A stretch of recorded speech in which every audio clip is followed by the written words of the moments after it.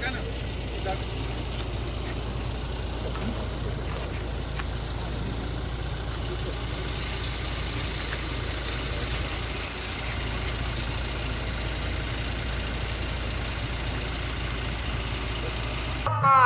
గజ్జల మోనారే రాత్రనక పగలు అనక నా గజ్జల మోనారే పని చేసే నాయకుడమ్మా నా గజ్జల మోనారే అర్ధరాత్రి తలుపు తట్టిన నా గజ్జల మోనారే అయ్య ఏమైందన్నాడమ్ము నా గజ్జల మోనారే అర్ధరాత్రి తలుపు తట్టిన నా గజ్జల మోనారే అయ్యో ఏమైంది అంటాడే నా గజ్జల మోనారే అందరూ నా వాళ్ళంటాడే నా గజ్జల మోనారే అడుగడుగు వెంటుంటాడే నా గజ్జల మోనారే అందరూ నా వాళ్ళంటాడే నా గజ్జల మోనారే అడుగడుగున వెంటుంటాడే నా గజ్జల మోనారే చాలిగల్ల నాయకుడమ్మో నా గజ్జల మోనారే కరిగిపోయే కరుణామయుడే నా గజ్జల మోనారే చాలిగల్ల నాయకుడమ్మో నా గజ్జల మోనారే కరిగిపోయే కరుణామయుడే నా గజ్జల మోనారే వస్తున్నాడే నా గజ్జల మోనారే జీవనన్న వస్తున్నాడే నా గజ్జల మోనారే వస్తున్నాడే నా గజ్జల మోనారే జీవనన్న వస్తున్నాడే నా గజ్జల మోనారే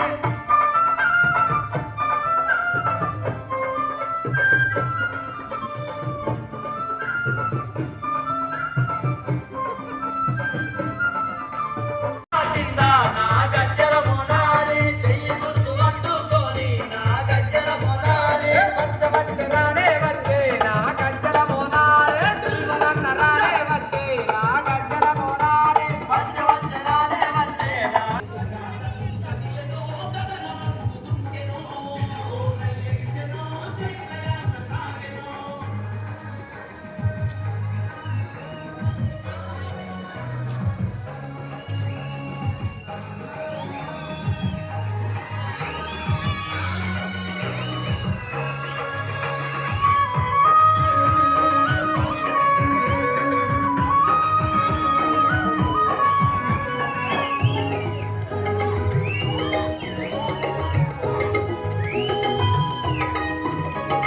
సారంగా పురమంతా స్వాగతాలు పలికెనే అన్నా నీ కోసమే స్వాగతాలు పలికెనే అన్నా నీ కోసమే చేయి చేయి కలిపి రాయి కళ్ళు అన్న వెంటనే నడిచింది చూడరే అన్న వెంటనే నడిచింది చూడరే వారిన గట్టితో నిన్ను కల్పించింది వచ్చినాయి కాబట్టి మీరు దయచేసి ఇప్పుడు ఇది మన చేతిలో ఉన్నది, మన భవిష్యత్తు ఆలోచించి మన జీవన్ రెడ్డి గారికి ఓటు వేయాలి.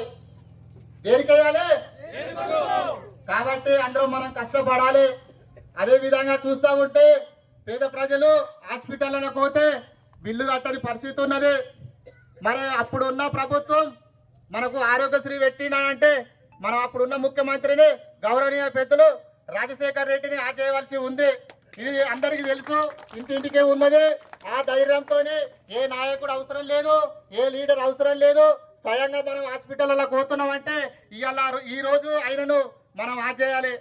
నిజమావత మరి ఏమి పెట్టిండో మీకు అన్ని తెలిసి మాయ మాటలు, నీళ్ళ మూటలు, ఇసుటి మాటలు చెప్పి మోసం చేసి అధికారంలోకి వచ్చిండు. పేద ప్రజలు చూస్తే అక్కడనే ఉన్నారు. మనం ఏది లేదు.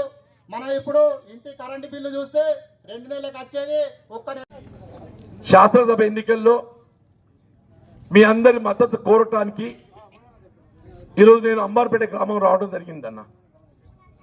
వాస్తవంగా అంబార్పేట గ్రామం అంటేనే జగిత్యాలంటేనే అంబార్పేటనే.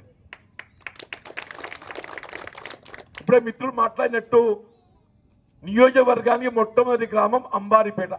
అంటూ మొదలైతే తల్లి మన తెలుగు అక్షరాలలో ముందొచ్చేది ఏది? అంబారిపేట. అంటే అంబారిపేట ఎటుంటే అటు జగిత్యాల ఉంటుంది తల్లి. అందుకే మీ అందరి యొక్క దయ ఉండాలి, మీ అందరి యొక్క మద్దతు కోరడానికి ఈరోజు నేను అంబారిపేటకు వచ్చిన తల్లి. వాస్తవంగా రాజకీయ పార్టీలు కానీ అభ్యర్థులు కానీ ఎవరైనా కానీ అయ్యా గ్రామాలకు కావాల్సిన సౌకర్యాలు ఒరగూర్చాలి.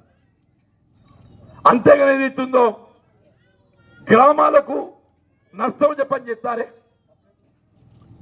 పల్లె కులానికి ఎవరమైనా వ్యవసాయంపై ఆధారపడే వాళ్ళందరూ కూడా రైతులే అంటున్నాను. మనం భూమిని నమ్ముకొని బతుకుతుంది తల్లి. ఆ భూమి ఆ నేల తల్లి, దాన్ని నమ్ముకొని బతుకుతావు అని చెప్పి అంటున్నాను. అటువంటి భూమి మీద వీళ్ళు మనకు హక్కు లేకుండా నువ్వు మాస్టర్ ప్లాన్ అమలు చేతుల్లో పెట్టుకున్నావు. దేని కొరకు? జగిత్యాల పట్టణానికి, పరిసర గ్రామాల కొరకు కాదు కదా. ఇప్పుడు నువ్వు యావర్ రోడ్ ఏదైతుందో విస్తరిస్తా అని చెప్పన్నవే. అసలు కథ మీకు చెప్తున్నాను. యావర్ రోడ్డు విస్తరించలేక దాన్ని ఎట్లా చేసి నాంచడానికి ఇంకో ఈ కొత్త కథ పట్టుకొచ్చినట్టు. నువ్వు మాస్టర్ ప్లాన్ అమలు చెయ్యు, జగిత్యాల పట్టణానికే పరిమితం కావాలి, అంతేగాని పక్క గ్రామాలకు ఏం సంబంధం అంటున్నాను. మీరు అంబర్పేటే కానీ, అస్తాబాదే కానీ, లింగంపేటే కానీ, నర్సింగపూరే కానీ, మోతే కానీ, తిమ్మాపూర్ కానీ, రఘురామల కోట, తిప్పనపేట, గోపాలరావుపేట ఏం సంబంధం అంటున్నాను. ఆలోచించండి అంటున్నాను.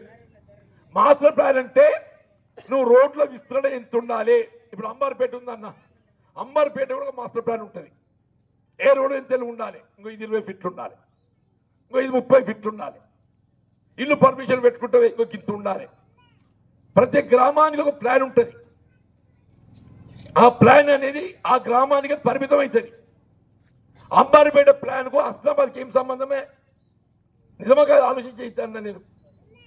అంబారిపేట హస్నాబాద్ పొత్తుకలతో కలుతుందా? నువ్వు అంబారిపేట రూపొందించే ప్లాన్ అంబారిపేట పరిమితం చెయ్యు, జగిత్యాల రూపొందించే ప్లాన్ జగిత్యాల పరిమితం చెయ్యు అంటూ నేను.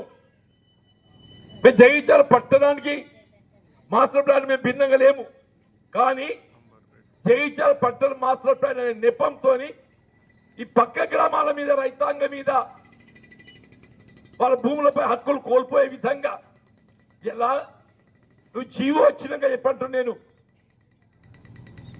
తిన్నది పేరు పట్టలేదు చెప్పంటున్నా. భూమి ఉన్నోనికి బిడ్డ పెళ్లి చేసుకుంటాడు, ఇల్లు కట్టుకుంటాడు, అప్పుల బాధ ఉంటుంది, అమ్ముకోవాల అవసరం వస్తే ఇలా అమ్ముదామంటే ఏమైంది? భూమి సగం ధర పడిపోయింది. అరే మీ మాస్టర్ ప్లాన్ ఉందట కదా. నువ్వు ఎవడన్నా రియల్ ఎస్టేట్ వచ్చి భూమి కొందామంటే అగో మీద మాస్టర్ ప్లాన్ ఉందట కదా అంటే ఎందుకంటే ఏదైతుందో 2 లక్షలు 3 లక్షలు 4 లక్షలు గుంటే ఏదైతుందో 50 లక్షలకు వస్తుంది. నిజమా బద్దనే?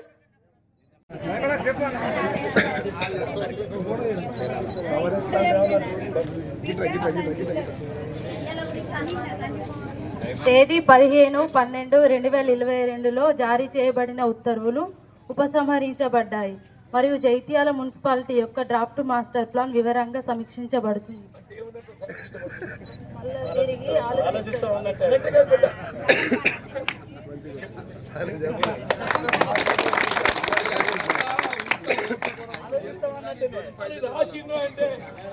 వివరంగా సమీక్షించబడుతుంది. సమీక్షించబడుతుందంటే కత్తి నా చేతుంది బిడ్డ, జాగ్రత్త. మళ్ళా కత్తి తిత్తా రాసి కట్టిన ఈ కనుక వివరంగా సమీక్షించబడుతుంది బిడ్డ అంటూ నేను. సమీక్షించబడుతుంది అంటే ఏమన్నట్టు? నేను ఆలోచన చేస్తా, పరిశీలిస్తా, ఉంచాలా తీయాలా ఆలోచిస్తా. అంటే ఏమన్నట్టు? ఉంచాలంటే ఉంచుతా అన్నట్టే కదా. వివరంగా లేదు కదా. అసలు అంబర్పేట ఇక్కడికి వెళ్ళి పోదు, అది తల్లి అమ్మాయి చెప్పినట్టు నేనేమంటున్నా అంటే మాస్టర్ ప్లాన్ నేను చెప్తున్నా మా కాంగ్రెస్ పార్టీ ఆలోచన విధానం. రేపు దేవుని దయ వల్ల మీ అభిమానంతో మీద గెలవడంతో చెప్పట్టు నేను మాస్టర్ ప్లాన్ జగిత్యాల పట్టణానికే పరిమితం చేస్తా. బయట గ్రామాలకు వేటికి సంబంధం లేదు. కేవలం జగిత్యాల పట్టణానికే పరిమితం చేస్తూ జగిత్యాల పట్టణంలో రోడ్ల విస్తరణ ఏ విధంగా ఉండాలి, జగిత్యాల పట్టణంలో అనుమతులు ఏ విధంగా ఉండాలి, స్థానిక అవసరాలు ఏ విధంగా ఉండాలి, దానికే పరిమితం చేస్తా. పరిసర గ్రామాలకు ఏదైతుందో ఈ జగిత్యాల పట్టణ మాస్టర్ ప్లాన్కు ఏ విధమైన సంబంధం లేదు, పూర్తిగా ఇందులోని తొలగించబడతాయి అంటున్నాయి. సరేనా? ఇక టీఆర్ఎస్ కాంగ్రెస్ వ్యత్యాసం తెలిసింది ఎప్పుడన్నా? అవునమ్మా, టీఆర్ఎస్ కాంగ్రెస్ వ్యత్యాసం తెలిసిందా? మీరు ఏదైనా మాట అంటే మాట మీద ఖచ్చితంగా మాట్లాడతారు తల్లి. దయచేసి ఆలోచన చేయండి అంటూ నేను. దూర మెడ మీద కత్తి పెట్టిండు, మళ్ళొత్తడు. ఇది అడుగుండి మీరు చదువుకున్న వాళ్ళు. ఇదంటే ఏంటో జీవన్ రెడ్డి చెప్పిండు. సమీక్షించబడుతుందంటే ఇదే అడుగుండి. సమీక్షించబడుతుందంటే నేను పరిశీలిస్తానంటే కదా. నీ పరిశీలనలో ఉంచుతావు తీస్తాడు తీస్తావు, ఉంచుతావు తీస్తాడు తీస్తావు, అవునా కదే? కానీ నేను పరిశీలించా. నేను కేవలం జగిత్యాల పట్టణానికే పరిమితం అవుతా. పరిసర గ్రామాలకు జగిత్యాల పట్టణ మున్సిపాలిటీకి సంబంధం లేదు. ఇది కాంగ్రెస్ పార్టీ ఆలోచన విధానం అని చెప్పట్టు. ఏ నియమ లోపల కూర్చొని చెవిడ పెడుతుంది. పంకేసుకోవచ్చు మన్ను పంకెత్తా, పంకేత కరెంట్ ఈ చేసే బీడీలంతా అంటే పోతున్నాయి అంటుంది.